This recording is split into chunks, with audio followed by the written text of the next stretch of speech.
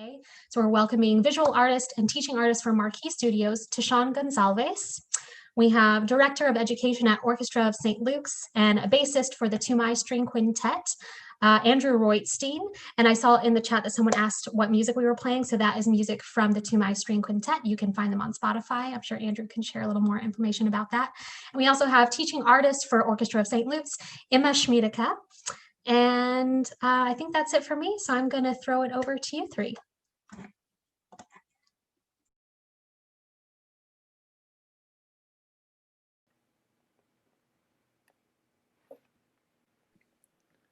I think Tishawn is still muted. There we go. Hi, everyone. I'm Tishawn Gonsalves. I use she, her pronouns. As Kinsey mentioned, I'm a visual art teaching artist for Marquis Studio and various other organizations, and I focus on young students and D75 students with special needs. So I'm so excited to be here and to share some strategies on asynchronous learning. So I'm going to pass it to Andrew. Hi, everyone. It's great to see you all here. And I love seeing how we have people from all different disciplines, dance teachers, drama teachers, music teachers, and all different traditions within all of those mediums. So it's so great to see. I'm the Director of Education at Orchestra of St. Luke's, and I'm the bassist in the Toomai String Quintet. Had a lot of different curriculum design hats on throughout my career, and I'm really looking forward to sharing some of these experiences with you all. And I'll turn it over to Emma. Hi, I'm Emma. I'm a teaching artist and cello for the Youth Orchestra of St. Luke's in their education department. I'm also a core member of Orchestra One New York City, the cellist of Duo Caprice, and I'm a big advocate for contemporary music and music by women, both here in New York and also up in Canada where I went to school.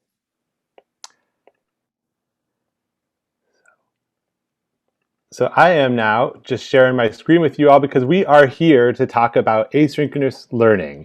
And we're talking about supporting learning through asynchronous content. And just to get on the same page, I wanted to just talk a little bit about what is asynchronous content and how is that different from synchronous. So synchronous content is real time. It's live stream performances, live Zoom lessons.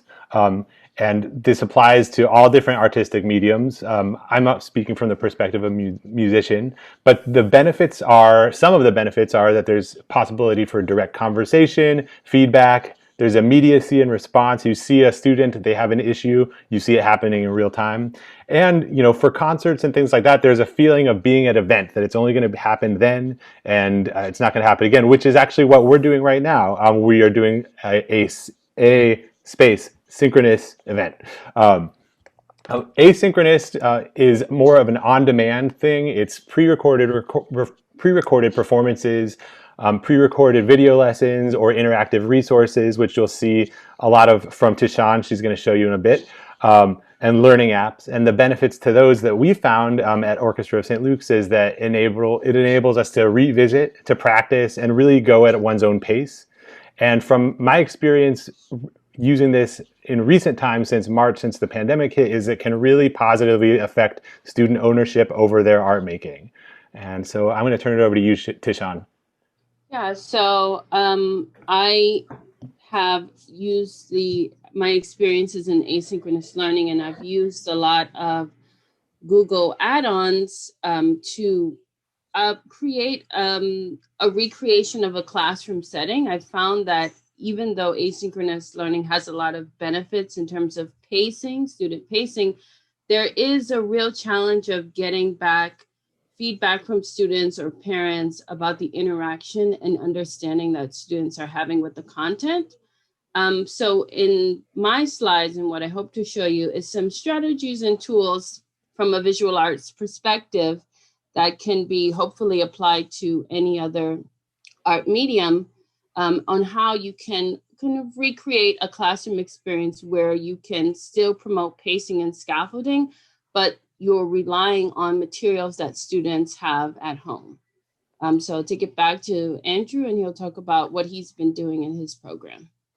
Sure, yeah. So today, just a little bit of an agenda is Emma and I are going to talk a little bit about what we do with asynchronous learning on the music end, and then Tishawn will be giving a presentation about what she's doing on the art end, and then we'll open it up to questions at the end. But happy to, if there's pressing questions in the middle, there may be some moments for that as well. But what I wanted to do was just thank you so much for typing in the chat what your discipline is, and wanted to get to know people in here even better. So we have the thumbs up chat, the thumbs up function in our Zoom, or you can just do an in-person thumbs up. I had a couple of questions for you all just to get a read of the room and see where we're all coming from. So one of them is, can you please give us a thumbs up if you spend a lot of time teaching young students on Zoom or on Google Classroom or something like that? See, almost everybody in here. All right, great, thank you. How about if you spend a lot of time in the week making or editing instructional videos?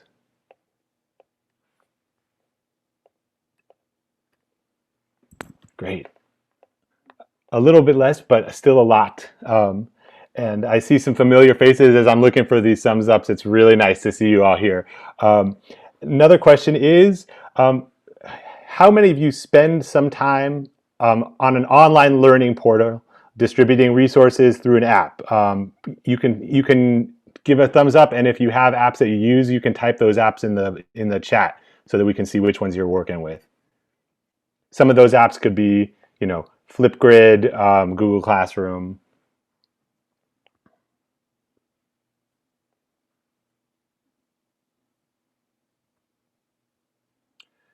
Great, we're seeing a lot: Google Drive, Flipgrid, Google Classroom, Google Meets, Meetings. Great. Paddle is another one. So these are some really wonderful apps that we're talking about, and we'll be talking about some of them. Some of you may actually be familiar with some of the apps that we're using already.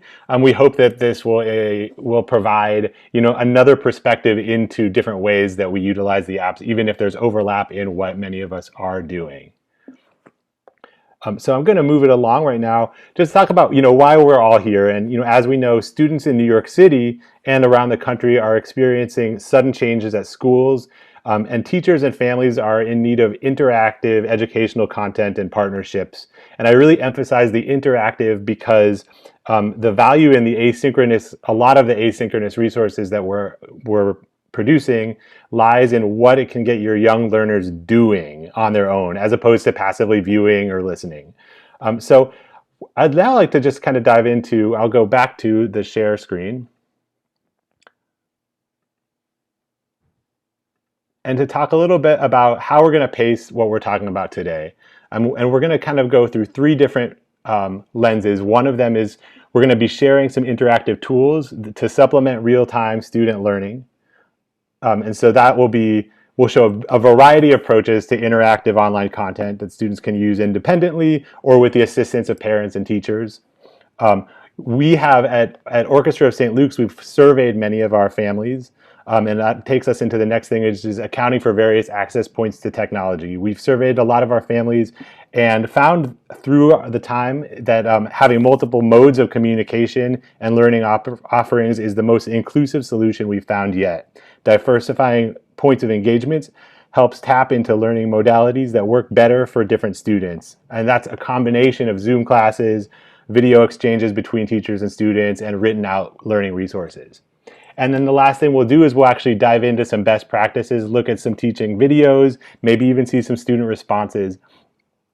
And so to tie all these together, there's a guiding question that we have at Orchestra of St. Luke's, which is how can our program continue to be accessible and meaningful for all of our students? So we're really keeping in mind, which students can access which technology, because I'm sure with every single classroom, there's a big variety in what they can even log into or what kind of computers or cell phones they have. So I'm going to now tell you a little bit about Orchestra of St. Luke's. So that you can just know a little bit about what Emma and I do. So Orchestra of St. Luke's is an orchestra. It's been in existence for over 40 years. It's a professional group in New York City. They play 80 concerts a year, and what I do as the education director is we produce the education and community concerts. These are 3 concerts per year, and they are about 17, or they're 3 series, 17 concerts throughout the year, and we reach about 11,000 people throughout the year. We have pivoted to online concerts and online learning for both of these. And then what the other thing is that we do is Youth Orchestra of St. Luke's. Youth Orchestra of St. Luke's is an after-school group lessons program. We provide free musical instruction to students after school, violin, cello, and clarinet. They get their own instruments as well. And, up until March, we were in person after school. And as all of you did, we pivoted to online learning starting in March. Since March, our faculty has created about 250 instructional videos that we've sent out to our students. And so what we'll be doing today is talking about what we've learned and how we're continuing to refine these videos and this engagement with our students. So I'm going to go back and I'm going to start with talking about these interactive tools. What are we doing? What are the different things that we're doing? So with the orchestra itself, we are making pre-recorded online concerts. There are also live stream concerts, but for the education and community concerts, we wanted to make sure that people can access them at any time. So an example of these pre-recorded online concerts is one that we came out with in November. It's called The Legacy of Florence Price. And what you're seeing here is the landing page for it. This is for K through 12 teachers. Typically, this concert series, when it happens in person, we reach about 5,000 people in our fall season. Now that this concert's been online, we've reached 12,000 people in about 100 schools throughout the country. But this is an example of the landing page for it and how this can be interactive for all of our audiences. We have there's a how to view our concert online. There's a teacher guide that has curriculum, things that a teacher can do or a parent can do with their students. And then there are multiple, little video chapters that you can watch the videos. So we've learned that rather than watching a long 45-minute program, it's more helpful for teachers to watch, short, bite-sized bits, and then they can actually use them over time. Going back, though, and we're going to spend most of our time talking today about the Youth Orchestra of St. Luke's. And what we did in March was when schools shut down, we started to create video learning packages, which is distributing pre-recorded instructional videos. Those are accompanied by written out practice plans with supplemental resources. We also do live interactive Zoom sessions, and this is something that's been evolving over many months. And again, to say that they have to go hand in hand, these pre-recorded materials with live interaction possibilities. And I'm going to get a little bit more into what we do with EOSL. Here is just a visual of what we do and the volume of videos that we've put out for our students. They started off with 10-minute videos, our teachers did, and now we've narrowed them down. They're about 5 to 7-minute videos, which are very focused practice videos that they can use. Our kids meet their teachers on Zoom once a week, and then they receive 2 practice videos a month that they can use. Here's a little bit about just the exchange, how it goes about, which is the Orchestra of St. Luke's, our EOSL, Youth Orchestra of St. Luke's faculty make videos. Those are accompanied by these practice plans. We send them over to our students, and then our students, when they watch them, they use them to practice, and then in an ideal world, they make their own videos or written responses to show what their practicing looks like. And then once we receive that practicing, the faculty sends personalized feedback back to the students. And that feedback can either be in their live Zoom class, or they can incorporate that feedback in their Zoom lesson or in their video that they're making for the kids as well. We've had quite a journey with which medium do we use to make these videos. And we surveyed our families pretty early on, and we found that the equalizing factor for about 98% of our students who are in Title I schools is that everyone has access to YouTube. So we wanted to make sure that these videos were accessible on YouTube, because then if they went to a different learning app, we wanted to make sure that they can still get them even if they're not on the program. Our students go to different schools, and different schools are linked up with different, some of them use Google Classroom, some of them use other apps. But what we've evolved to is using Flipgrid for our, as our main portal portal for this video exchange. So this is just a little snapshot of Flipgrid. For those of you who don't use it, it enables our teachers to upload their videos onto the Flipgrid app, to the web page. There's a practice plan. So if you can see my mouse, I'm pointing to Flipgrid number 3 practice plan. So there's a written out practice plan that complements the video. This is really for students who, if the student can't get to the video that week, but might be able to access a PDF document, then they have the information in 2 different ways. And then there's supplemental materials. As you can see here, there's a D major scale. So that's what we do with Flipgrid. But what we've learned here is that we have to come at it from all fronts. So we've got our videos uploaded to YouTube. We also have our practice plans on a Google Drive. So if our students can't get to the Flipgrid there, we can send them PDF links to it. We use Zoom every week, and then here's Flipgrid. So really what we've learned is that diversifying how we offer our students materials is the most inclusive way that we found to run the program online. And it's really important that we offer a couple of different options for our students to participate.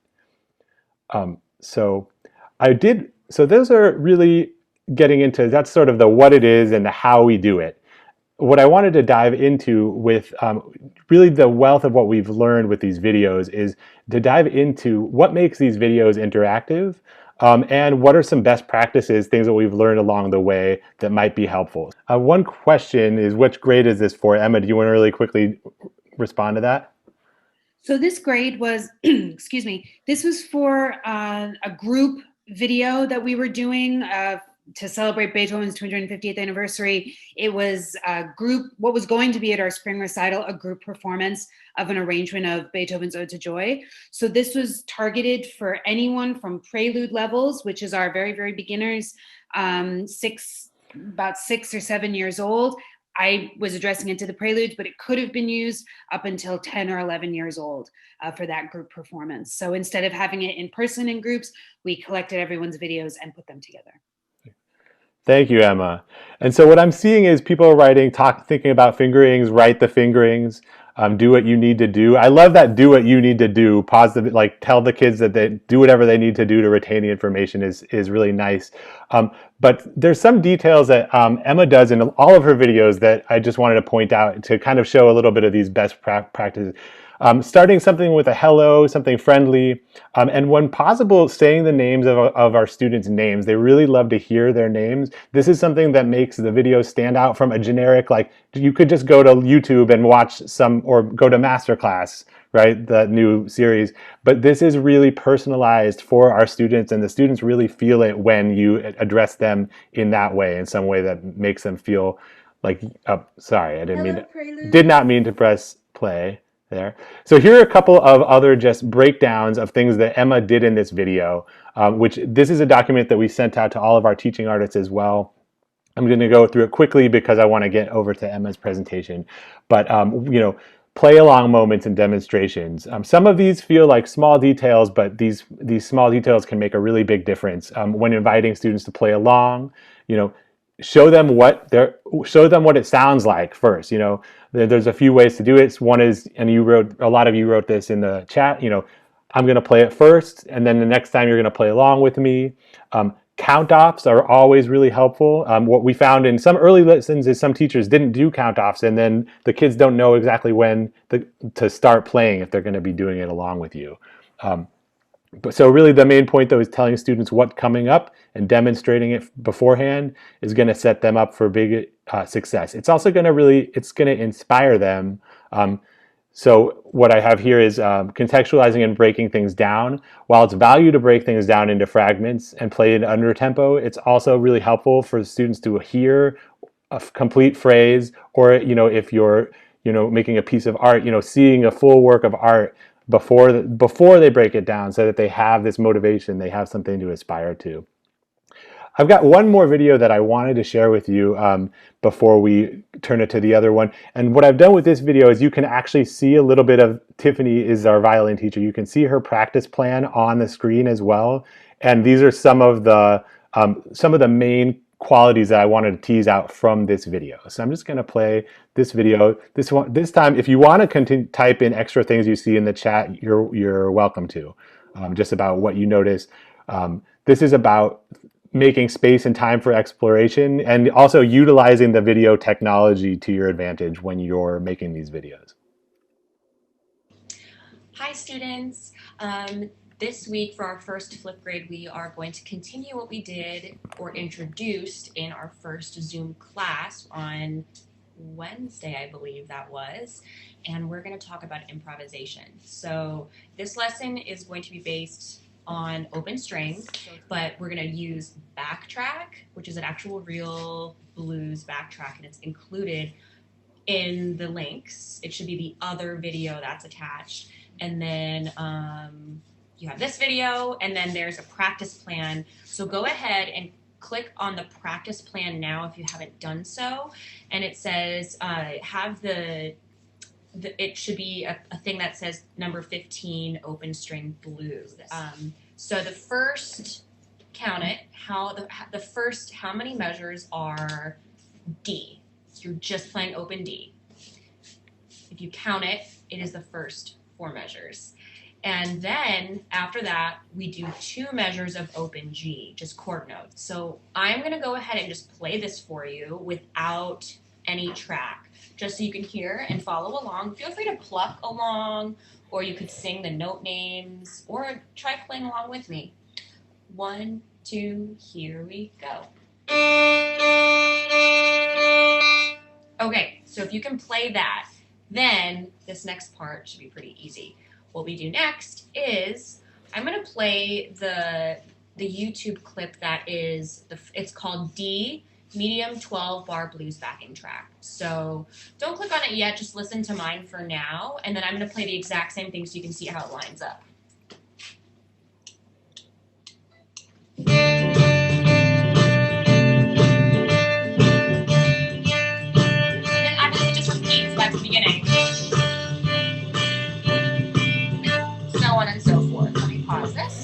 So simple enough. If you could play that by yourself, I challenge you to now try and play it with the blues track. The next step with this, go ahead and pause. You can pause my video, try and play it, because we're just going to add more and more challenging layers to this.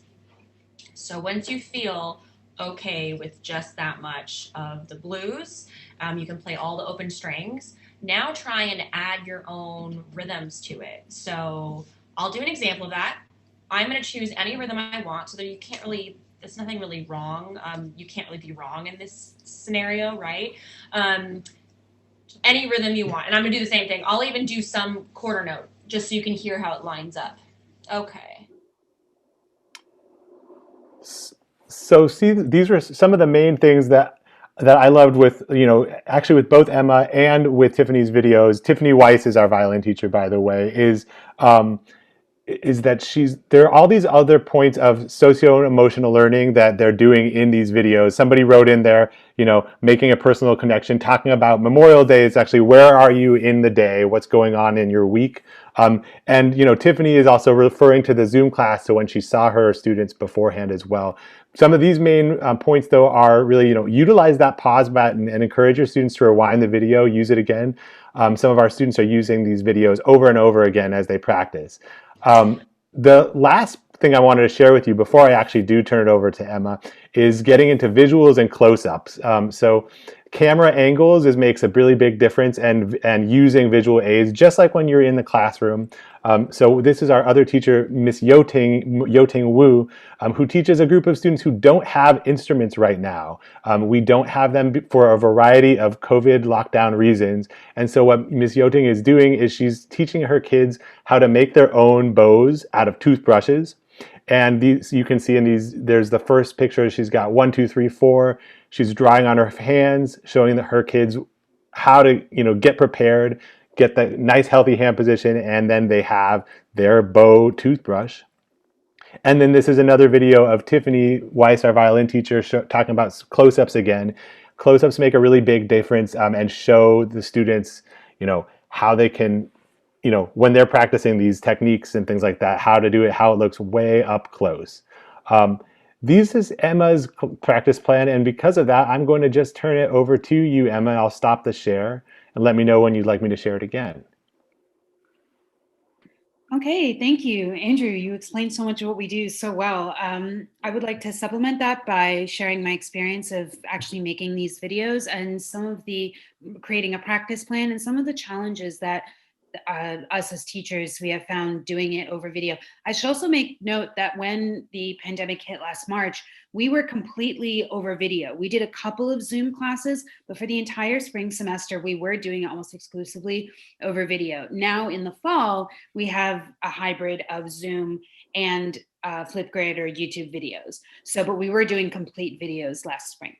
So when it comes to recording, the recording that you saw, I was in my room because it's the most silent part of the house that I'm in right now with my family.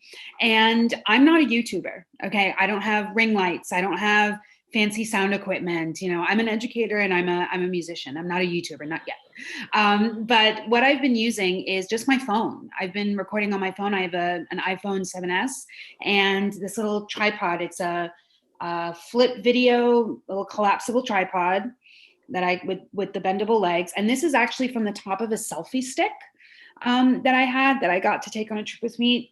Selfie stick didn't work, but this really does work. And I've just screwed it onto the top of the tripod.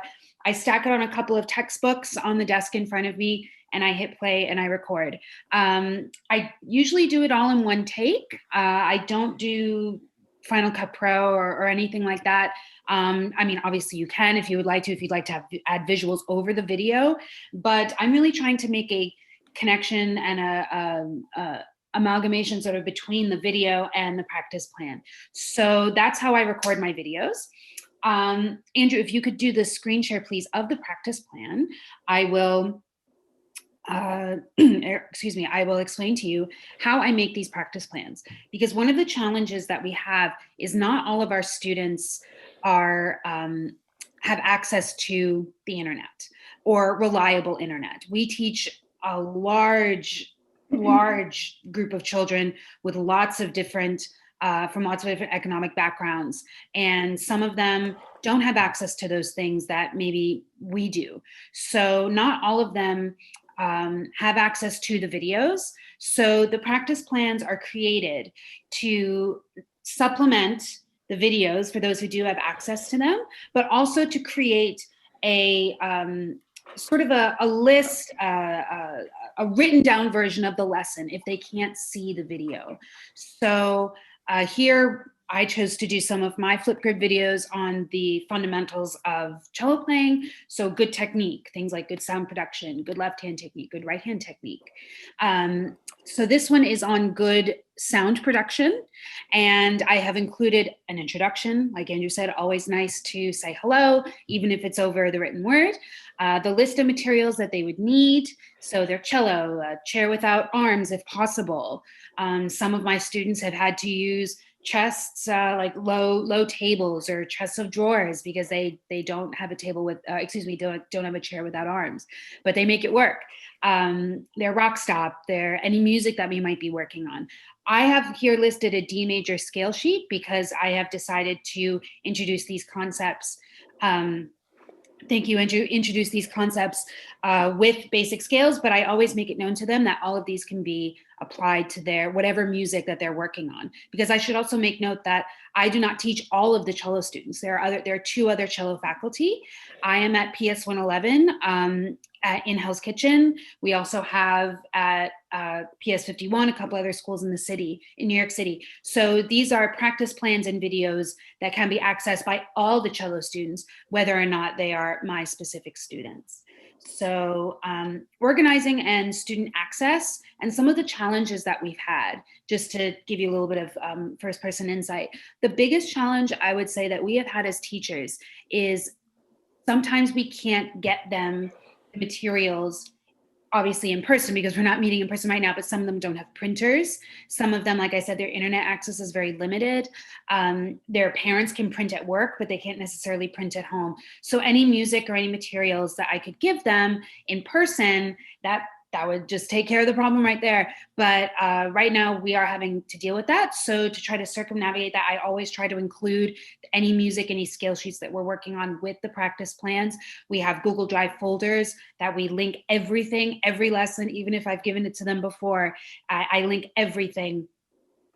I'm seeing your question. Where do you place notes to yourself while recording? Do you use bullet points or a script? That's actually a great, I'll just answer that question right now. I do bullet point before I record, but I actually do the recordings all in one take. These are shorter videos, 5 to 7 minutes. Sometimes they're 10 minutes if I really want to go into a concept.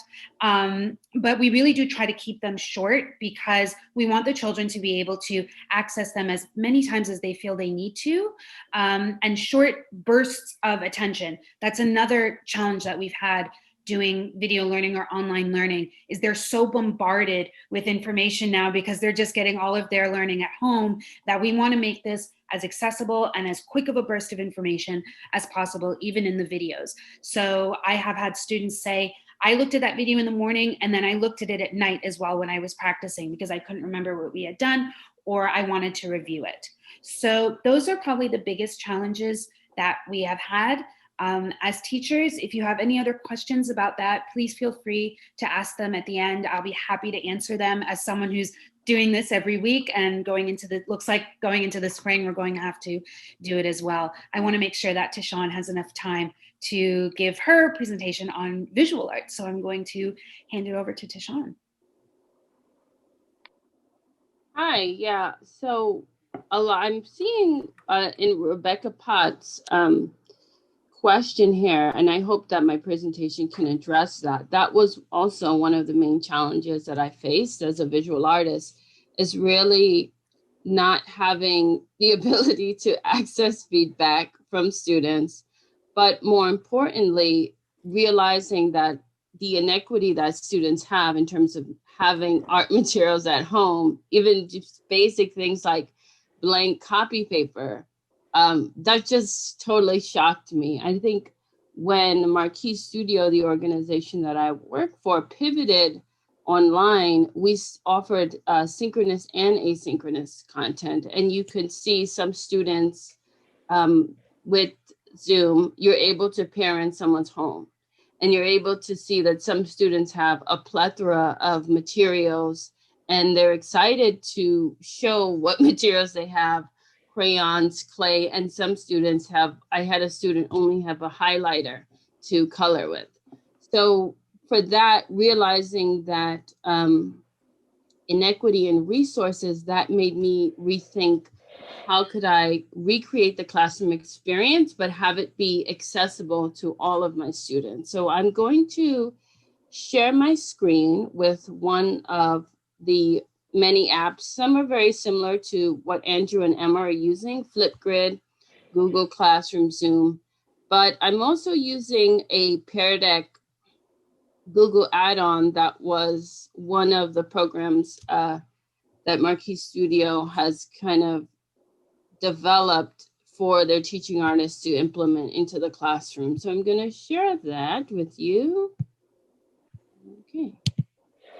All right. So as I mentioned, I had to reassess my own expectations as an educator, realizing that not all of my students had art materials, and also the privilege of me as a teaching artist, and I'm sure many of you, to be able to bring in this abundance of wonderful material that students might not necessarily have access to in the school without you there, or definitely at home. So for me as a visual artist, I had to go back to understanding that I can create interesting and meaningful work with minimal material. I went back to rethinking all of my lessons and understanding maybe how can I do impactful artwork with materials that students have? And what's a way that I can even track whether they had these materials if I wasn't meeting with them face-to-face or through an online platform?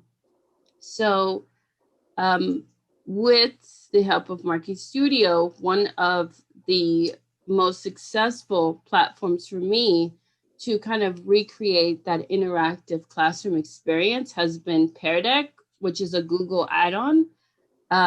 It's a free program, and it allows students to interact with the content through interactive slides that you create with Google Slides. And also, as the instructor, you're able to track their response.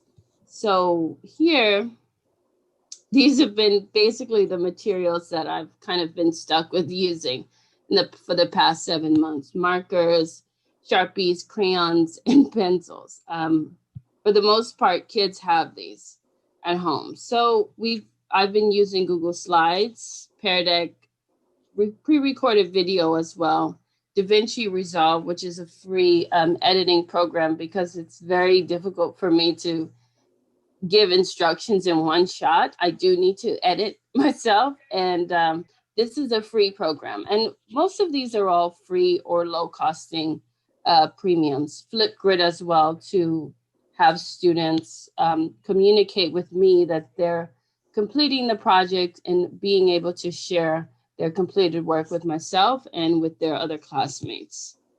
So the benefits of these tools that I've found in an asynchronous environment is really student pacing and the ability for the students to have their own choice. Learning objectives can be clearly stated and scaffolded, and I'm able to, most importantly, incorporate all of my information in one source. So with this Google slide that I'm going to show you is the Pear Deck mode in student mode. So I'm going to show you how my students would interact with this lesson that I've used. So I'm able to, as I said, embed pre-recorded instructions, images, and resources, written resources, all in one place. So there's no different windows that have to be open on your computer. Once the students, if I'm teaching on Zoom or Google Meet, I can put the link into the chat box and the students can immediately access it. I'm able to, as I said, in instructor mode, track their participation.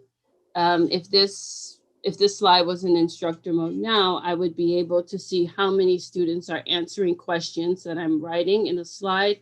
I'd be able to also see how they interact with the drawing slides, and it will save that automatically to my files so that I can always go back and track their progress. So here is one of the interactive slides that I'm able to gauge what materials the students have at home. So see, I have my materials set up, and I'm asking students to choose your materials that you would like to make today's art with. So with this add-on, there's a little pair down here. Students can drag this checkpoint onto any materials that they have at home or that they choose to use. And this is just a great way for me to be able to see what materials I'm working with. And then I can model my lessons based on the materials and the information that I'm gathering from the students. So I know that they're capable and they have these materials accessible to them. So this is also, and I won't play my clip, but so I can, as you see, embed myself here, a video of myself giving the instructions for today's objective. So let's see if it'll play for me.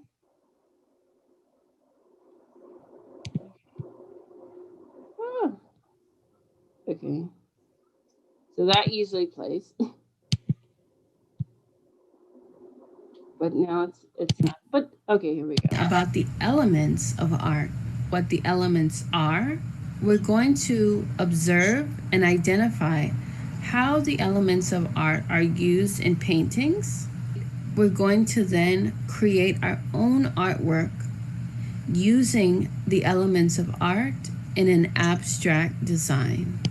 So the great thing about this kind of remote tool is that the way that you're seeing it as I'm sharing it is the way the students see it. So they would be able to click this link, click this video without having to go to another file, a YouTube file, and they'll be able to see me visually give them the instructions, but as well, on their own time, they can always go back to the video and read the slides that I have, or go back to the video and follow at their own pace. And so, yeah, so I'm also able to demonstrate the projects that I want them to do. I think also making things accessible to students of varying abilities. I specialize in students with special needs and maybe pre-K to 5th grade. Those students need a lot of visuals. So I also try to, in my journey of recreating the classroom experience to make it more accessible, I try to focus on materials that students might have at home or found materials. So here, for example, we're making this design by utilizing found objects that you might have at home. So even though it's kind of like a very simple exercise that I'm asking students to do, I'm also encouraging them to start to see different elements of art, right? How can you define shapes as objects? And so you can use this interactive slide here with a Pear Deck, and you can kind of drag, students can drag the object to the shape that it creates. And because this saves, for me, I'm able to see if students are actually comprehending the content of what I'm trying to teach them. It's a great way to do that. So you can see that there. I use the slide. I can change the color if I wanted to. I can write something, erase it. So it's very interactive for students, but also it's a great way to make artist connections. I think that was one of the things that I found really lacking is with remote learning, was that you couldn't do comparisons. You couldn't have those kind of conversations between students remotely to really create a deeper connection to the work that you're trying to teach them.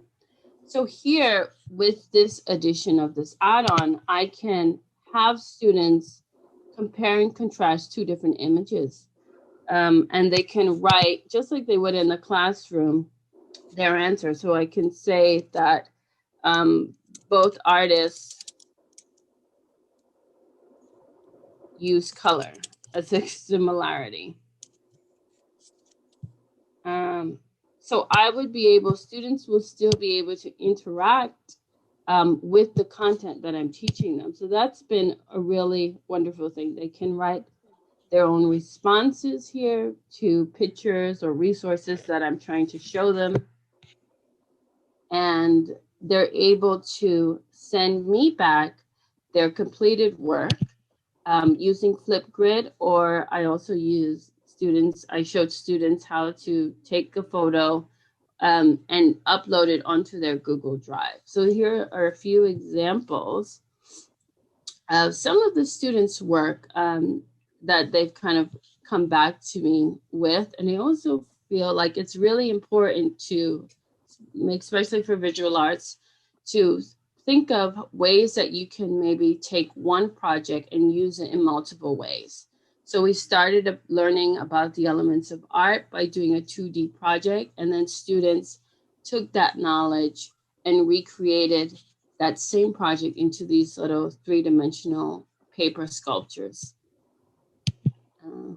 So that has been very helpful. That's been one of the most helpful things. Still, I feel that the challenges I still face is how do you still make it accessible to students with special needs who might need someone at home to kind of help them to be able to do projects, or their parents have now gone back to work, so there's no one at home.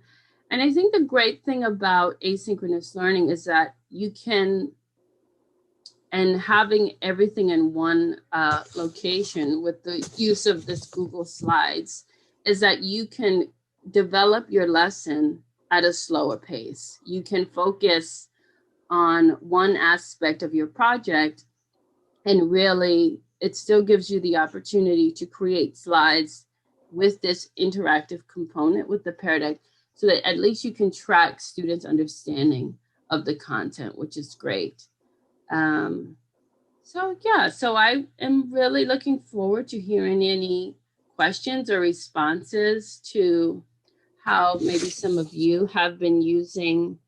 So I hear Yvette saying, what about the sense of community? Yes.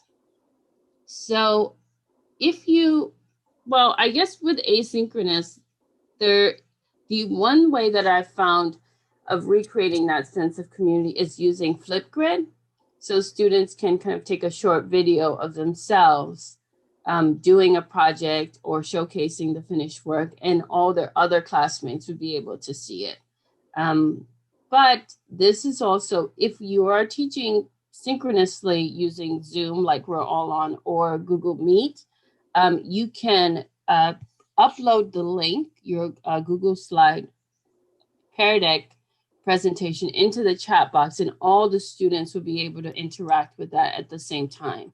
So that's one way of kind of recreating a community aspect. I think there are still ways that I would like to explore. How do you develop a deeper community aspect teaching remotely? Because that's a little bit hard, but that's one way. I found that Flipgrid is one way of using it, of using that tool. Flipgrid and YouTube as well, showing short videos of the kids' reaction to it. But I would love to open it up to some more questions so that we can all answer some more questions. And thank you for your time.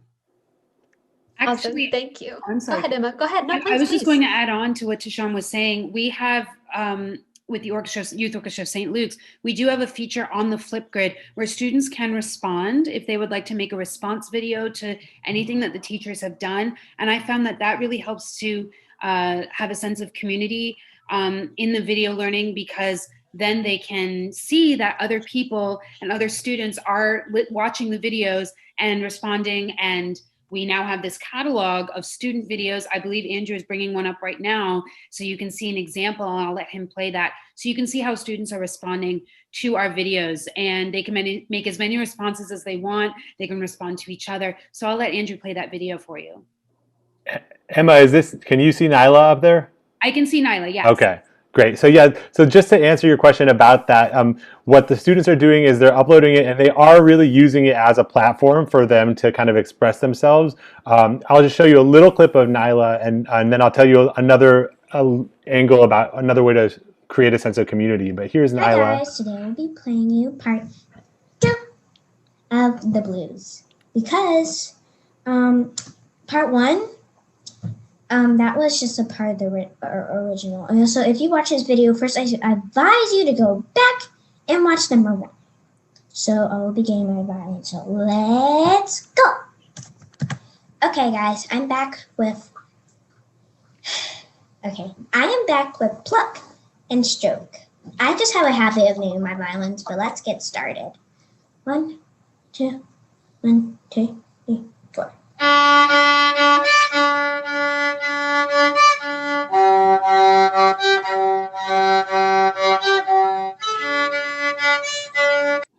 And so that's an example of a video that Nyla made. Some of these kids are little hams. They're teaching us now, and they're teaching their peers on there. Yvette, another thing that you asked is, what about critiquing each other's work? Actually, on Flipgrid, there's a way right here you can leave comments. So students and staff and faculty can write notes. They can compliment each other, encourage each other in there. Something else just about a sense of community, and it is a big challenge in general with all of this online learning, is one thing that we learned is when we were primarily doing videos, we culminated the videos in a Zoom recital where the kids just shared their work, whatever they were working on. And so they all joined on Zoom. It was actually pretty informal, and just students would share what they were doing just as a way to hang out and be together. And it was a great learning experience for us, because when we sent these videos out, we didn't know if we were screaming into the wind.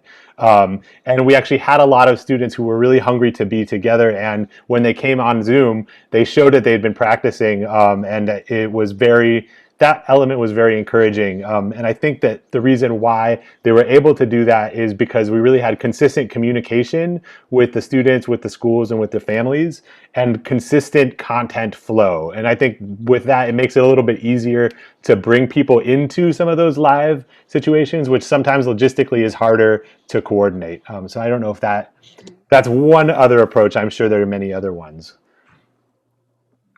Yeah, and I was also going to mention the program, the software Exhibit. It's also like Flipgrid, but it's catered more to visual artists where students can display their artwork collectively online and everyone can see. So I'll put that in the chat. And yeah, so I'm noticing Jaquie's question, how do you establish norms of content and kindness in the response? I think for me, what I've used is there's a lot of social emotional learning slides in this Pear Deck. So you can see students can write how they're feeling. They can respond to slides if they're understanding the content, if they need you to slow down, or if they're okay and you can continue pacing. I feel in a communal setting, if you're teaching online on Google Meets or Zoom, it's always great to take one of your class sessions to really reinforce kindness, chat box etiquette, really almost like classroom management, but online, reinforcing those kind of expectations for your students. And I think that has now become kind of a part of the learning process where students are really eager to show you that, hey, I know how to use the raise my hand function on Zoom or Google Meet. So I think that that's a good way. And I think for kind of chatting, I often use with my students on Google Meet the chat box. That's been a really good way for students to kind of interact, and it's still in the same platform, just like we're all putting our questions in our chat box right now. I'm sorry, Tishawn, I didn't mean to. No, go ahead.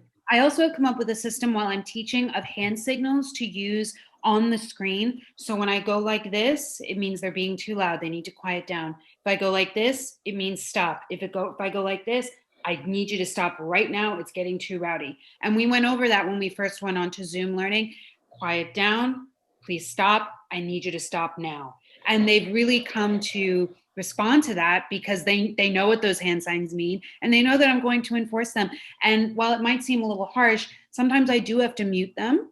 Sometimes I do have to say we can't have productive learning, respectful learning of when someone else is playing or sharing unless we're all quiet. But the hand signals I've seen have really helped with that. I know someone else here in the chat is asking, how are you getting such good quality with the music sound going out to viewers? Something that we have found, because we have multiple people in our Zoom classes, is that everyone has to be muted while one person is playing.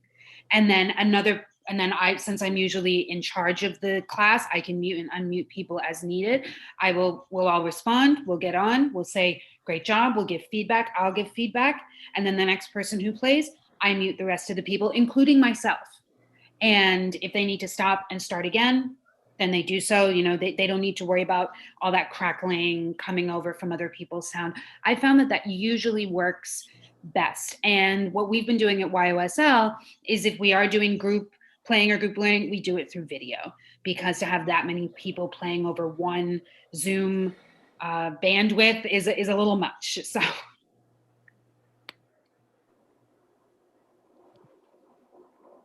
All right, so we do have a lot of questions that have been going in the chat while you've all been presenting. So I'm going to get through as many of them as I can. If I don't get to your question by the time we finish, don't worry, I've saved them all, so I will email them to our presenters and get whatever answers for you I can. So I'm just going to try to work my way up. So let's see. Rebecca asked, are there any tips on adjusting our teaching on the fly the way we would in the classroom, but without the constant feedback from students that we get in the classroom? I've used my 5-year-old as a guinea pig, but find it hard to know what needs adjusting when I'm essentially teaching into the void.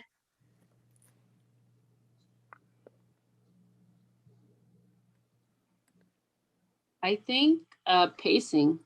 I find that sometimes it's really easy when you're in person to show a student how to do something who's having difficulty, but remotely, if they're having difficulty, it can take you maybe 30 minutes to show them how to like move on from that one step. So I think, going a little bit slow, demonstrating for students how you would like them to do something, and also offering a free choice and kind of hearing what they're interested in. That could be a really good way to do something on the fly, is taking what they're interested in making a project, or if you're music, like a beat, maybe they create a beat and you play it back, really incorporating their own interest into what you're doing. Yeah, I remember I had to do that once. One of my students, she's really obsessed with Pokemon, and she kept like flinging her cards at the screen because she wanted us to see her Pokemon cards.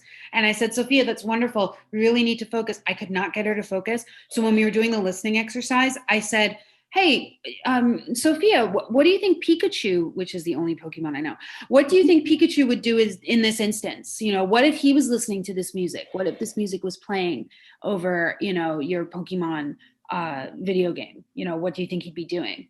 And that caught her attention right away. So what Tishawn was saying about finding that one thing that you think is going to bring them back, because I've had students run all out of my control, obviously, because I'm over a screen. They've run out of the room.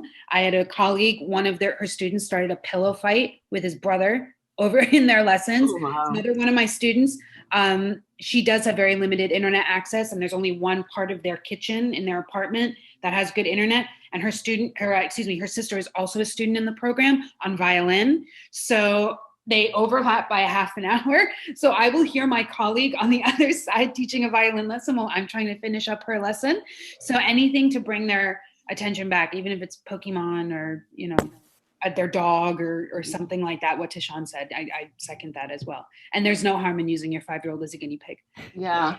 My parents are educators. They did it to me all the time. But also, I love that Pokemon story. And it was just interesting, just going back to that, when it's asynchronous and you feel like you're teaching into the void, that's something, when you have the Zoom and there's that platform to connect with your students, that helps a lot. But when you don't have the Zoom, and building on what Tishawn said, is kind of embedding choice into what you offer. So as you notice in the Tiffany, in the violin lesson, she said, you can do quarter notes, or you can make up your own thing. And she kind of ramped up the complexity and gave students. The other part of it is that and this is something that I think when the videos are complemented by written practice plans, if there's clear directions of saying, if they know what they're going to do, like, make this video and give me this, draw this picture and give me this. And if they see it in the video and they see it in a written guide, it's just, you can't have enough reinforcement about giving clear invitations for students to contribute, to create, and bring it back and what we've learned about that is there's not really getting around that. That's kind of where you have to kind of go at it from all angles, and students are going to usually pick up on one of them, and that's something that we've learned a lot. And that's also a reason why our videos, they were 10 minutes before and we made them 5 minutes, because that way they do the video, they do something with the teacher, and there's time at the end of the videos for the teachers to say, okay, so for the next video, do this, which is so similar to our real-time classroom teaching. It's just a slightly different way of communicating it and making expectations clear. Great, thanks, y'all. I'm going to move on to a question from Kit, and this is for Andrew and Emma. Do you have any tips on how to make theory worksheets that are easy for students to fill out without a printer? I've been doing PDFs that students can annotate, but it's cumbersome for longer worksheets.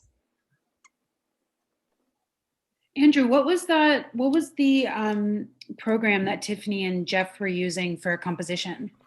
Yeah, well, a lot of our teaching artists, we have a big composition and theme and variations unit right now that's connected to a visiting artist composer. But That's a good question, and honestly, PDFs is a big nut to crack in general. You can send them, and you don't know who can print. A lot of our teachers are using NoteFlight. That's a free app that they can ask. You can get. You have to kind of teach your students how to use it, but they catch on really quickly, and that's one way that students can input their own notation into music.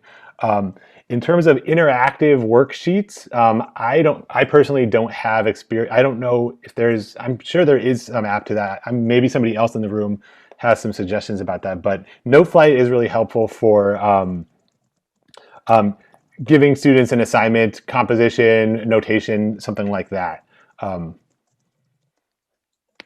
You can also try going onto musictheory.net. I will include the link in the chat. And it has staff identification, staff construction, keyboard identification, fretboard identification, depending on what it is that you are teaching. So I will just put that in the chat really quickly. There we go. You can check that out as well. Great.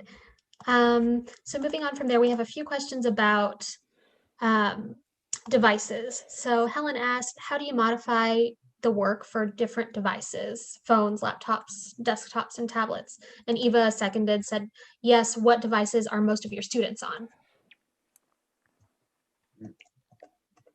Most of my students are either on the Google laptops that the schools provide or a tablet. And I think I have experience with a student using the Pear Deck on their phone, and I think it's just a matter of turning your phone to the landscape view, and they're still able to access it. As long as they have the internet, I think all these devices now are able to access those contents.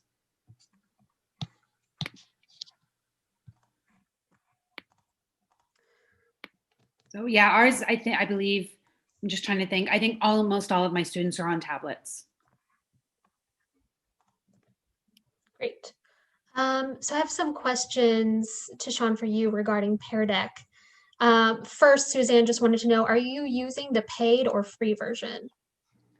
I am using, I was using the free version for 90 days, but now I'm using the paid version. But the free version, I find it's also just as good. It's really just as good. You still get access to these slide templates, where the great thing about that is you can actually erase the content that's on those templates and put content that's pertaining to different mediums. Like I saw someone had a question of how can these tools be used for performance and dance? So you can still do the same things like implementing videos that have to do with a dance, having students watch a video and write what they observed about that video, making comparisons and contrasting different images. So that, I think that's been a really good tool. I think it's actually pretty slightly affordable for the premium, but the free version is absolutely fine, and it works with Google add-ons. It works with Google Slides. Great. And then Naye had, hi Naye, nice to see you. Naye had a couple of questions also about Pear Deck. So Naye said, to clarify, Pear Deck allows you to have the written instructions side by side with the video, which I think you showed us. So where do you put all of that together? Also, when students, sorry, I'm just going to tag this on, you can do both. Also, when the students respond live during the class, how is that recorded? So there's Pear Deck. It allows you to make your Google Slides interactive. So you create the information onto Google Slides, and it's a free add-on. So when you go on Google Slides, let me see, I'll share my screen one more time. So if I go to Google Slides, there's a link right in the toolbar where it says add-on, and you can download Pear Deck to add it onto your computer. And it just allows you to make some of your slides interactive, where the students can either type in questions that you're asking them, or make choices. They can draw pictures. You can have a slide where they're drawing pictures.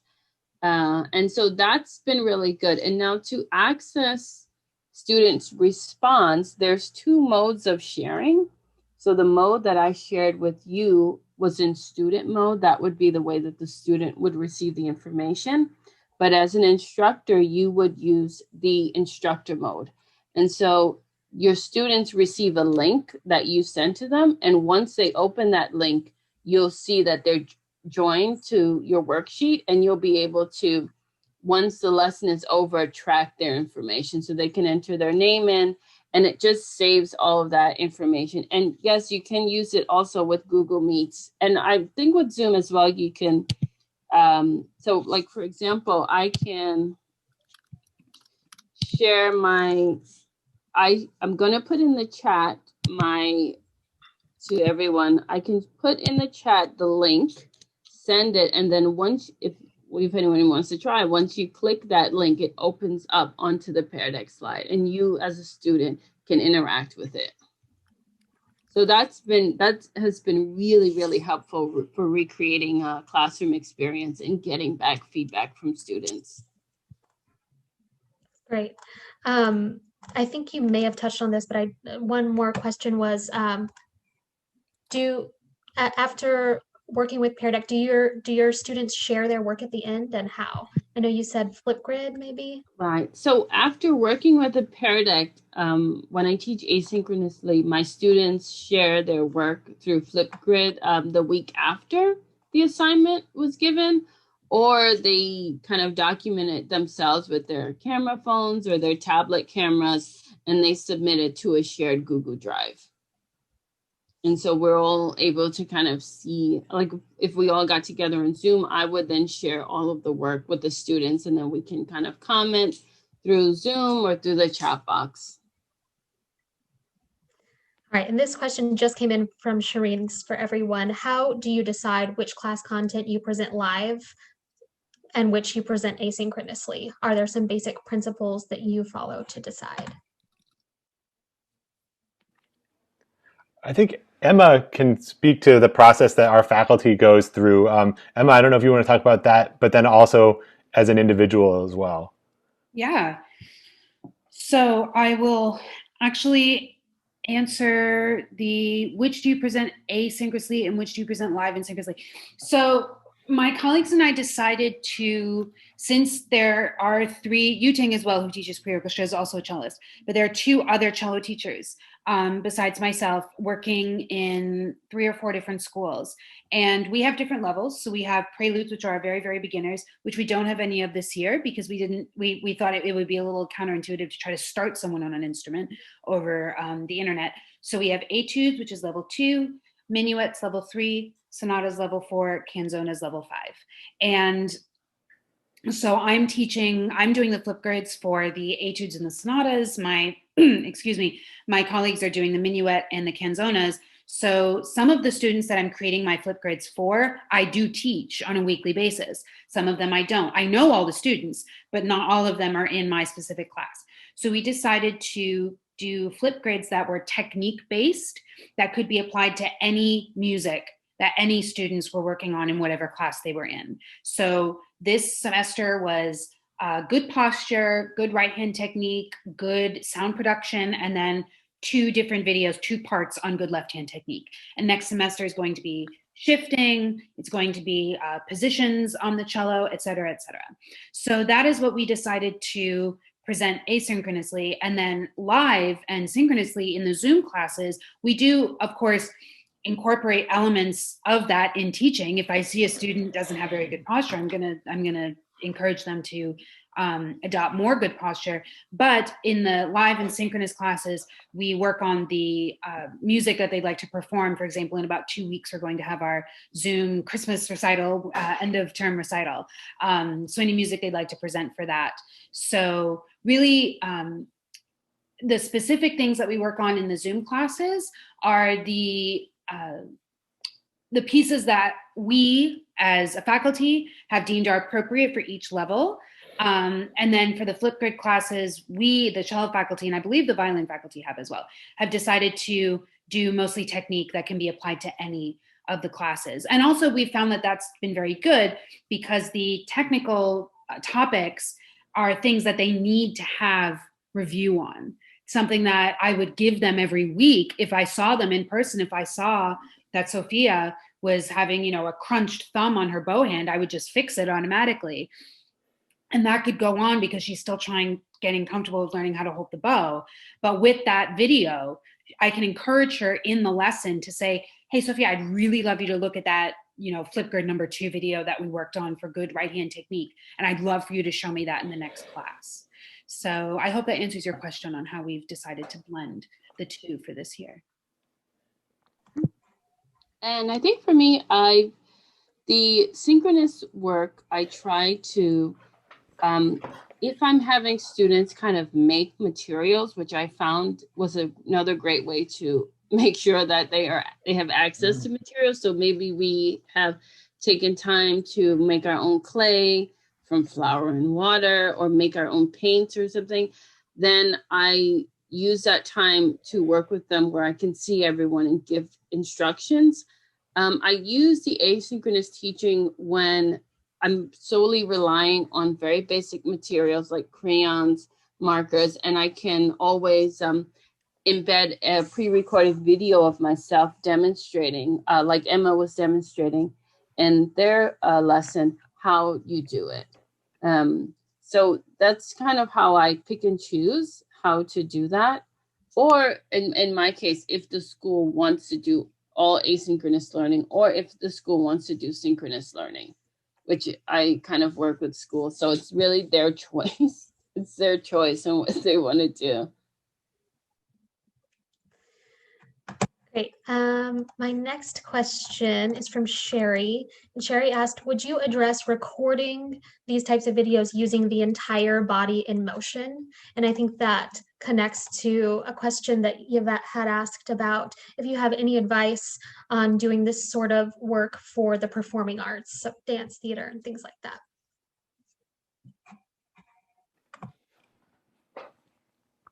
Kinsey, can you ask the first question one more time? It was, can you address recording showing the full body in motion? So one of the things is, camera angles is a whole thing, and I know there's a different set of rules for when you're recording full body in motion. With Orchestra of St. Luke's, we've also, when we're recording live concert or we're recording concerts, we want to get the full instrument or a full ensemble.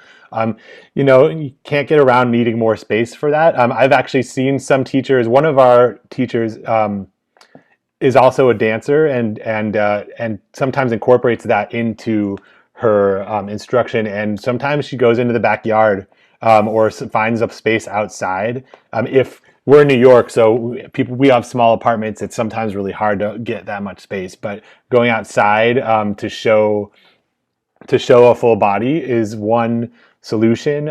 Sound can be an issue there, and that actually gets into tech and if you need a microphone. But there's a couple of different ways. I mean, some of our teachers edit their movies as well, so and they do it in a pretty simple way doing iMovie. So if you wanted to show an example of a full body but you don't have a mic, for example, you could give clear and welcoming directions at the front and then edit and splice out a shot of yourself doing something from far away. That's a workaround if you can't get a mic that shows you speaking while you have your full body motion there. But yeah, the tech is a whole other. I've been on some workshops with tech, thinking about the possibilities, and it's a whole other workshop. But I hope that answered your question about full body. And then just with performing arts in general, what we've been doing is actually our Legacy of Florence Price concert that is available, that I'll actually send a link to everybody. It's free. There is teacher resources that it's free, and I invite you all to use it with your students and register. There is an actor that has a narrator, and filming the narrator who's an actor, has been very different from filming the musicians. I find that when lighting is a little bit more important when you're doing some kind of dramatic performance. It's important with musicians as well, and I'm sure it is with showing your visual art. But just making sure that you have your lighting in place is one thing, and just and I guess this getting a little bit more into sort of the nitty gritty of it, but when you don't want to be backlit, so I would probably not be standing by this window. I tried to light. I'm pointing beyond the camera, but there's other lights in front of my computer on me, just so that I don't look too dark in the camera. So, camera angles, making space, editing, and lighting all really come into play for full body shots and for broader performing arts mediums. Yeah, I found I had a very similar challenge as a visual artist. Like, I think initially I was using my webcam, but I found that for me, I needed the camera to be face down so that students can see my hands. What I did find was very helpful was to kind of buy a camera arm, like, because I'm in my house, I'll show you this like super cheap camera arm. So in that way, if you are like using your phone or maybe your webcam, you can have it attached onto the arm where then you can, like, as a performance artist, you can step back and take a full body shot of yourself without having to worry about holding the camera. And I think too, also like reinforcing, I know for some of my performance arts coworkers, reinforcing that the home or your whatever space you're in is accessible for dance or for performance. I think like that's one of the things that I imagine performance artists are having to deal with now, like losing that large space that you would have to either do choreography with students or have students do kind of theatrical work, and really like rethinking your home as your space, and maybe also to demonstrate that full body motion in a room so that students also feel like, okay, we have access to the same materials. But definitely a camera arm. All right, well, I do have a few more questions, but I'm just going to save those and send them to our presenters after this so that they can respond to those via email, and those answers will be sent out to everyone because I just have to note that we are pretty much at time. So I hope you have all found this workshop very helpful, and I just want to say a very, very big thank you to Emma, Tishawn, and Andrew for sharing all of this incredible information and your expertise with us. And I invite all three of you, if you have any social media handles or links or contact information that you would like to share, please go ahead and drop that in the chat. And just again, thank you also to everyone who joined us today. So if you are able, please just take a couple of minutes at the end of this workshop to complete a survey for our Teaching Artists Tuesday series. So I just put the link in the chat. I know previously some people had trouble filling it out more than once, but that has been fixed. So if you filled it out once, that's okay. You can fill it out again to give your feedback on this workshop. We really appreciate any feedback that you can leave. That helps us evaluate our virtual events and it influences our future programming. So if you did enjoy today's workshop, please consider making a donation or becoming a member of the New York City Arts and Education Roundtable. As you all, I'm sure, know by now, today is Giving Tuesday, and the Roundtable has just launched our annual appeal. All of the funds raised for our annual appeal will directly support future programming by our task force on equity and inclusion. So if you'd like more information on making a donation or becoming a member, I'm just going to put that in the chat right now. If you would like to become a member, but you're experiencing a financial barrier to doing so, please just reach out to me. My name is Kinsey Keck. I am the Programming and Membership Manager of the Roundtable, and we can discuss a discounted membership rate for yourself or your organization. So my email is in the chat there. That's it. So this brings us to the end of our Teaching Artists Tuesday series for now. If you missed any of the previous sessions, be sure to visit our video gallery for the series, which is at if you scroll down to the bottom of the website, which I just put in, you'll have all of the other videos there available, including their resources. Our next event is next week on Monday, so please join us for We Are Here Parents and Caregivers Meetup. So we're going to have a safe space meetup for parents and caregivers to get together and just connect with one another over Zoom. So here is a link for more information and to register for that.